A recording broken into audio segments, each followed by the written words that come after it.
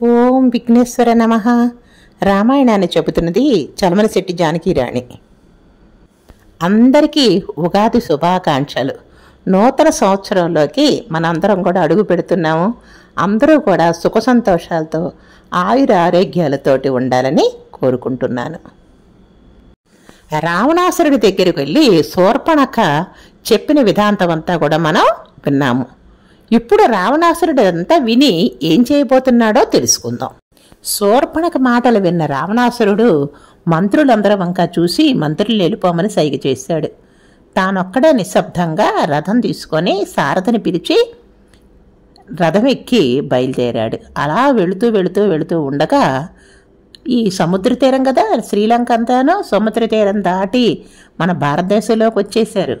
వచ్చి వెళుతూ ఉంటే అక్కడ ఒక ఆశ్రమం కనిపించింది. ఆ ఆశ్రమం లోపలికి వెళ్ళాడు. అక్కడ మారీచుడిని చూశాడు. మారీచుడు ఒకప్పుడు రాక్షసుడు, ఇప్పుడు వేషం మార్చాడు. రామాయణంలో చాలా చిత్ర విచిత్రమైన ఘట్టం ఇది. అసలు మారీచుడు సహజంగా రాక్షసుడు మరియు రావణాసురుడికి మంత్రి. ఇప్పుడు అలా లేడు. జడలు కట్టేసుకున్నాడు, నార చీరలు కట్టుకున్నాడు, కృష్ణార్జునం వేసుకున్నాడు, చాలా నియమమైన ఆహారం మితాహారమే తింటున్నాడు. పూర్వంలాగా కనపడ్డ జంతువులన్నింటినీ మనుషుల్ని చంపి తినడం మానేశాడు. ఆ విధంగా ఒక ఋషిలాగా ఉన్నాడు.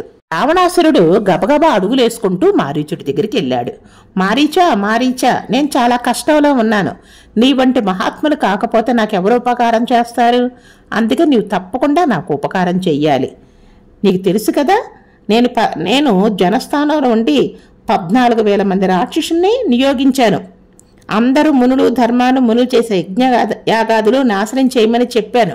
వాళ్ళు నేను చెప్పిన పనులన్నింటినీ కూడా ఎంతో శ్రద్ధాభక్తులతో ఆచరించారు. ఎక్కడా తపస్సు అనేది లేదు, యజ్ఞం అనేది లేదు, యాగం అనేది లేదు. ఇవన్నీ ఆపేసేస్తున్నాను. అటువంటప్పుడు రాముడు అనేవాడు ఒకడు వచ్చాడు. వచ్చి ఈ 14,000 మంది రాక్షసుల్ని చంపేశారు.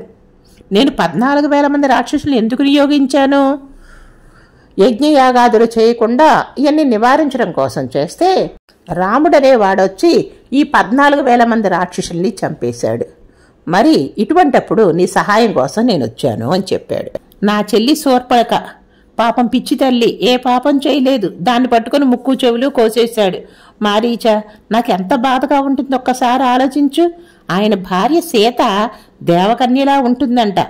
ఆయనను బాధ పెట్టడానికని ఆవిడ తీసుకొద్దాం అనుకుంటున్నాను. నువ్వు నాకు ఒక ఉపకారం చెయ్యి. రాముడితో యుద్ధం చేసి సీతను తీసుకురావాలంటే చాలా కష్టమైన పని. రాముడితో యుద్ధం అంటే మాటలు కాదు. నేను ఒక ఉపాయం చెప్తాను, దాన్ని నువ్వు నేను చెప్పినట్లుగా చేయి చాలు. నువ్వు ఒక జింకలాగా మారిపో. ఎలా ఉండాలా జింక? బంగారపు వర్ణంతో ఉండాలి. దానికి అన్ని వెండి చుక్కలు ఒంటి మీద ఉండాలి. అసలు ఎవరో చూడనంత అందంగా ఉండాలి. దానికి కొమ్ములు ఉండాలి. నీ కడుపు, తోక, కాళ్ళు అలాగే ఉండాలి. నీవు సీత కనపడేటట్లుగా ఆశ్రమ ప్రాంగణంలో అటు ఇటు పరిగెడుతూ ఉండు. అట్లా నువ్వు ఆడుకుంటూ ఉంటే సీత నిన్ను చూస్తుంది. అప్పుడు సీత నువ్వు కావాలని అడుగుద్ది. నీ సీత అడిగితే రాముడు సీత కోరికను కాదనలేడు కదా. నువ్వు కనపడతా, అదృశ్యమవుతా, నీకు మాయలన్నీ వచ్చు. సీతని ఎంతో విధంగానూ నీ అందమైన ఈ జింక రూపాన్ని చూసి సీతాదేవి ఆశపడేటట్టుగా చెయ్యి. రాముడు నిన్ను పట్టుకుంటానికి వచ్చినప్పుడు నువ్వు దూరంగా వెళ్ళిపో. రాముడు నీ వెనకాలే దూరంగా వెళ్ళిపోతూ ఉంటాడు. నువ్వు పరిగెత్తుకుంటూ రాముడిని దూర ప్రదేశానికి తీసుకెళ్ళిపో. అప్పుడు రాముడు నీ మీద బాణ వేసే లోపే ఒక్కసారి హా సీత, హా లక్ష్మణ అని అరువు. నేను చెప్పినట్లుగానే చెయ్యి. అది విని సీతాదేవి ఏమనుకుంటుంది? రాముడికి ఆపదొచ్చింది, రాముడిని కాపాడడానికి లక్ష్మణ నువ్వు వెళ్ళు అంటది. అప్పుడు లక్ష్మణుడు కూడా వచ్చేస్తాడు. సీత ఒంటరిగా ఉంటుంది. నేను అపహరించడానికి అవకాశం ఉంటుంది. దయచేసి ఈ విధంగా చేసి నా ఉపకారం చెయ్యి అని అడిగాడు.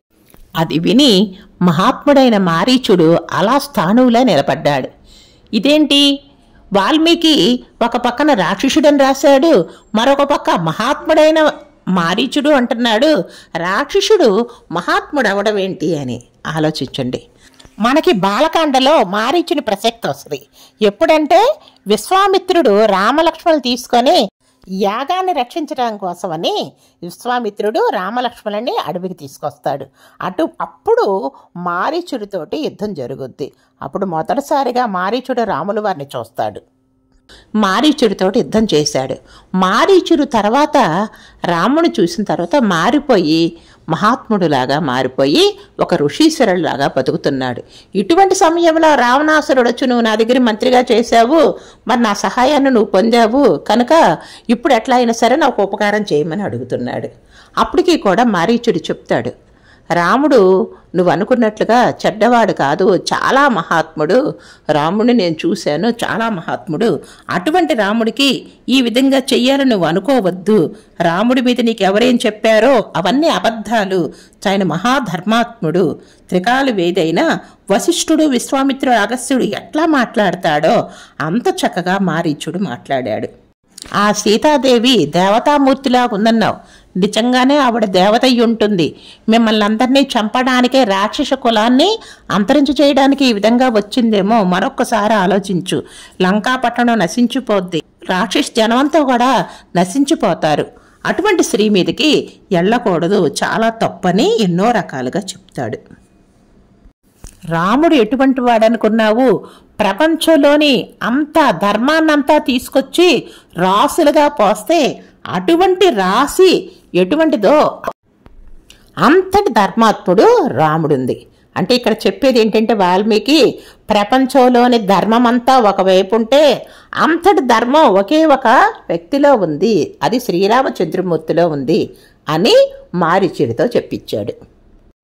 నీకు రాజ్యం ఉంది, కొన్ని వేల మంది భార్యలున్నావు, వారందరితోటి నువ్వు సంతోషంగా ఉన్నావు. అటువంటి దేవతామూర్తి అయినా సీతాదేవిని అపహరించడం అనేది చాలా తప్పు. మారీచుడు రాముల వారి గురించి చెప్తుంది వింటే మనకి ఒళ్ళు గుగుర్పుడిస్తుంది. అంత బాగా చెప్తాడు. మరొక అధ్యాయం అదంతా చెప్పుకుందాము. ఇవన్నీ రామాయణం గురించి వింటూ ఉంటే మనకి తెలియని విషయాలు ఎన్నో తెలుస్తూ ఉంటాయి. మీరు దయచేసి ఈ రామాయణాన్ని విన్న తర్వాత లైక్ చేయండి. మీకు తెలిసిన వాళ్ళకి షేర్ చేస్తే రామాయణాన్ని వాళ్ళు కూడా వినటానికి మీరు దోహదపడినట్లవుతారు. జై శ్రీరామ్.